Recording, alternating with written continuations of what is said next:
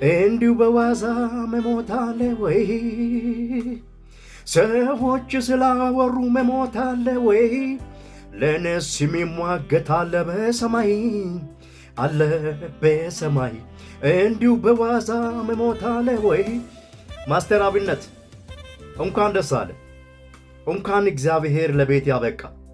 እንኳን እግዚአብሔር ጠላቶችን አዋርዶ አንተን ከፍ አደረገ።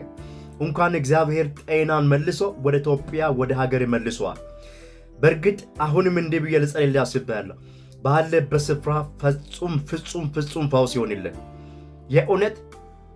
ቀጥሎ ደግሞ በክብር በሞገስ ወደ ነበርክበት ስራ ተመልሰ በጌታ በኢየሱስም በምስጋና የምትቆምበት ነገር እግዚአብሔር ያደርግልን። ደግሞ ትቆማል፣ በምስጋና ትቆማል። እንደገና እግዚአብሔር እንኳን ለቤት ያበቃ። ይህንን ለማለት ነው። ማስተር አብነት ወዳሃለሁ። ተባረክልኝ።